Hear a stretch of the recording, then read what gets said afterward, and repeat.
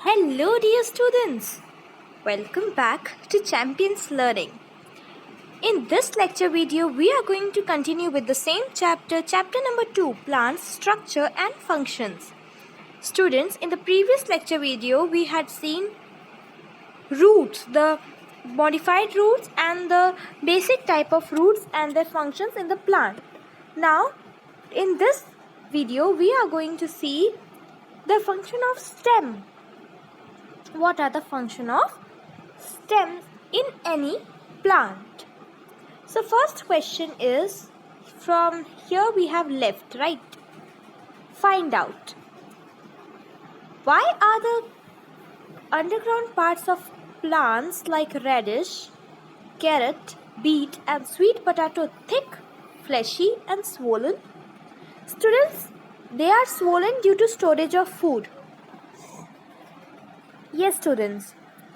As I had already told you that roots store food and water in any plant. Now, students, due to this storage of food and water, that part becomes very fleshy. वो part कैसा हो जाता है? बहुत ही thick हो जाता है और बहुत ही फ्लैशी हो जाता है, right?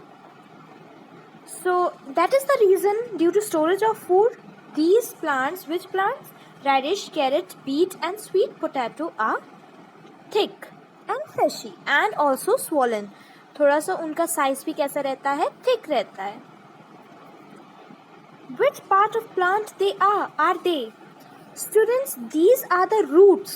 ये सब क्या है? Roots हैं प्लांट की. अंडरग्राउंड रूट प्लांट बोले जाते हैं, जो कि एक रूट्स होती है. कई बार आपने कैरेट देखा होगा तो उससे भी आपको वो एक एक टैप रूट के जैसा ही होता है, उससे सेकेंडरी रूट्स ट्रेवल करती हैं, right?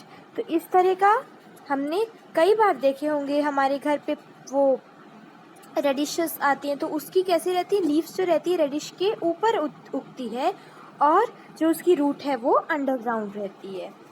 So collect now techno support. Collect images of different types of roots and send them to your friends via email. So students, you have to do it on your own, okay? Now, stem. अब हम पढ़ने वाले हैं stem के functions. The stem grows above the soil from the plumule of the sprouting seed. Students, what is plumule? एक बार फिर हम देख लेते हैं, आपको अगर याद नहीं आ रहा हो तो. जो स्ट्रक्चर जो सीड के ऊपर उगता है, राइट? अच्छा, एक बात बताइए, मैंने आपको ये बताया था कि अगर कोई सीड है और उसके जो डाउनवर्ड्स ऐसे उगे, मतलब ये वाला पार्ट, राइट, ये रेडिकल होता है. क्या होता है? ये रेडिकल. और रेडिकल से रूट ग्रो करती है. रेडिकल से क्या ग्रो करती है? रूट. लेकिन स्टूडेंट्स, जो पार्ट ऊपर होता है प्रीम्यूल, उससे क्या ग्रो होता है? इसको हम प्लीम्यूल बोलते हैं. इससे ग्रो होता है स्टेम. इससे क्या ग्रो होती है? स्टेम. नीचे वाले पार्ट से रूट ग्रो होती है, रेडिकल से रूट और प्लीम्यूल से स्टेम. ठीक है, इतनी बात आप ध्यान में रखना. Now students, again back to our section.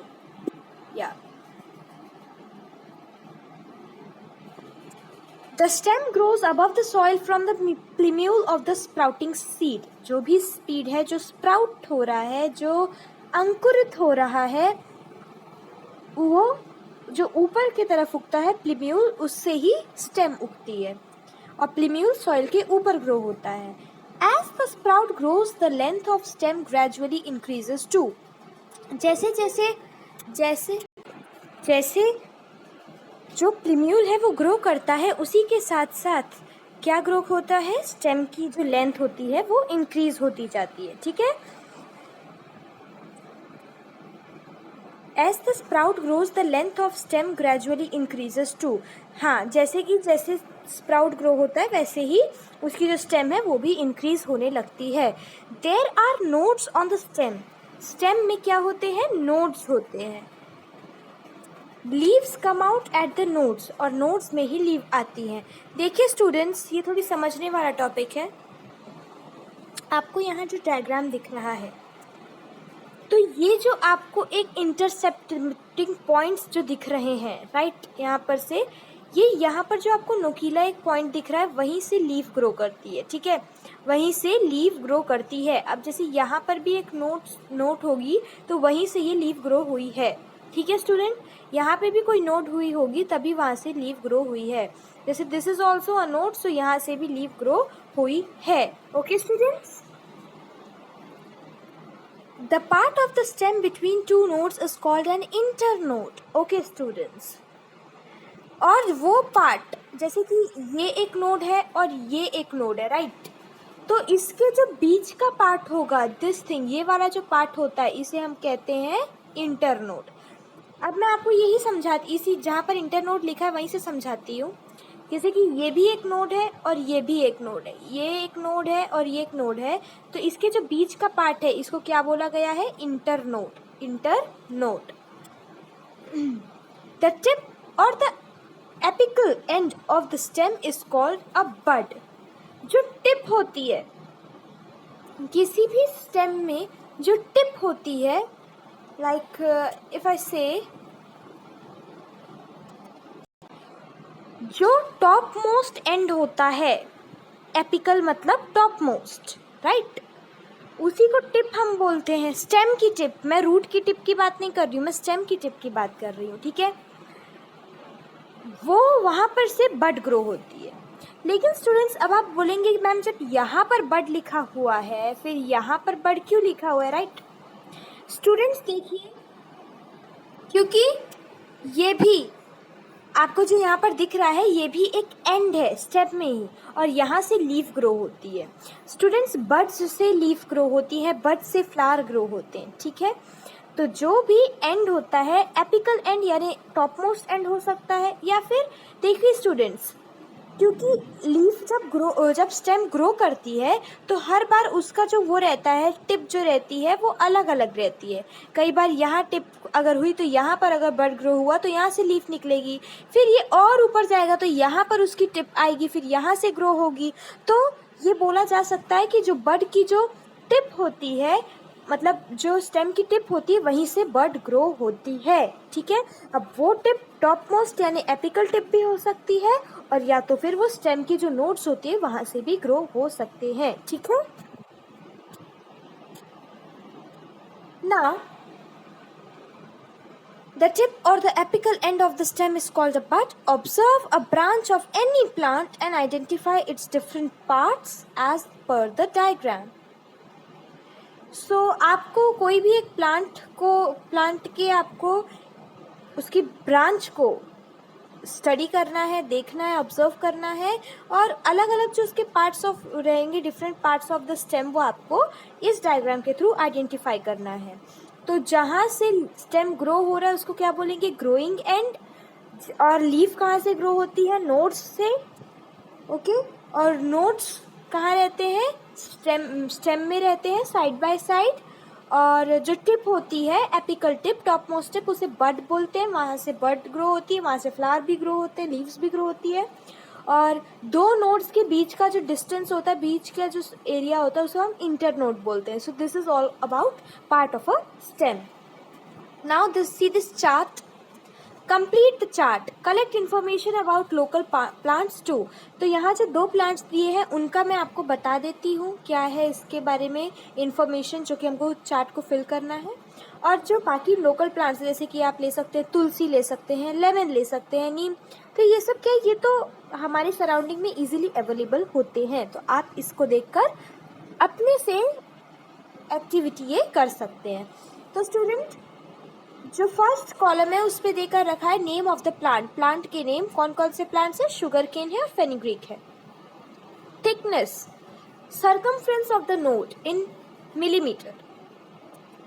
Node जो होगा, नोड राइट, उस पे नोड जो रहती है उसका हमको थिकनेस देखना है कि कितनी थिक है उसकी नोड। और लेंथ ऑफ इंटरनोड, इंटरनोड की लेंथ भी देखना है, ठीक है, कि दो नोड्स के बीच का जो डिफरेंस होता है उसकी लेंथ देखना है mm में, यानी मिलीमीटर में।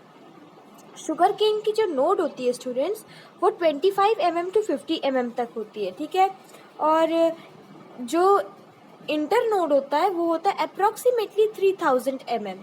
क्या होता है अप्रॉक्सीमेटली 3000 mm। शुगर केन बहुत स्ट्रेट खड़ा होता है ना, तो उसकी जो नोड्स रहती है वो भी काफ़ी मतलब थोड़ी ज़्यादा ही रहती है सर्कमफ्रेंस में, और इंटरनोड में जितना डिस्टेंस रहेगा वो बहुत लंबा होता है, इसलिए जितना डिस्टेंस रहेगा शुगर केन के दो नोड्स के बीच में, जितना ज़्यादा डिस्टेंस रहेगा उतना ज़्यादा उसका इंटरनोड होगा। तो अप्रॉक्सीमेटली मतलब अंदाजे से 3000 mm, अंदाजे से बोल सकते हैं लगभग, है ना। अप्रॉक्सीमेटली मतलब लगभग, यानी हमें करेक्ट नहीं पता, लेकिन फिर भी एक तरह से बोल सकते हैं कि इतना उसका डिस्टेंस लेंथ जो कि है इंटरनोड की रहता है। किसमें? शुगर केन में। अब फेनुग्रीक का देखते हैं, उसकी जो नोड है उसकी थिकनेस कितनी थिक है उसकी नोड, वो है 1 mm to 2 mm। आप स्केल रख कर देख सकते हैं स्टूडेंट्स, या फिर आप अपनी टीचर से भी प्रैक्टिकल एक्सपेरिमेंट कैसे करना है वो पूछ सकते हैं, ठीक है। 1 mm to 2 mm मैं तो यहाँ पर आपको बता नहीं सकती हूँ, लेकिन आप अपनी स्केल से मैम अपने टीचर से जाकर पूछिए कि किस तरह वो ये जो आप नोड है उसका mm में आप उसका सर्कमफ्रेंस निकालेंगे।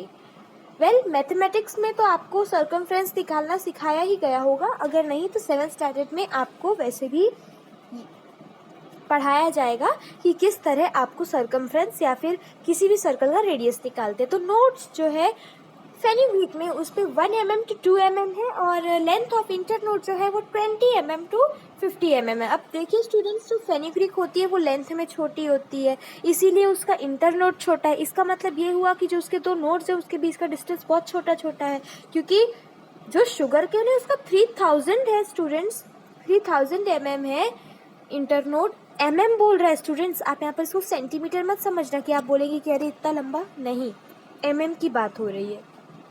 और जो फेनुग्रीक है उसका तो 20 mm से लेकर 50 mm तक, उसकी लीव्स भी बहुत पास पास ग्रो होती है। क्यों ग्रो होती है स्टूडेंट्स? क्योंकि नोड्स बहुत पास पास रहते हैं और नोड्स से ही लीव ग्रो होती है, इसलिए। ठीक है students, hope you understand this part. Stem बहुत ही छोटा पार्ट था, बहुत ही ईजी था, understood, it is very easy to understand, and hope that is crystal clear in your minds. And now students, I think I should end up with this video, and in the next video we are going to see the parts of leaf, and this is a little bit brief part.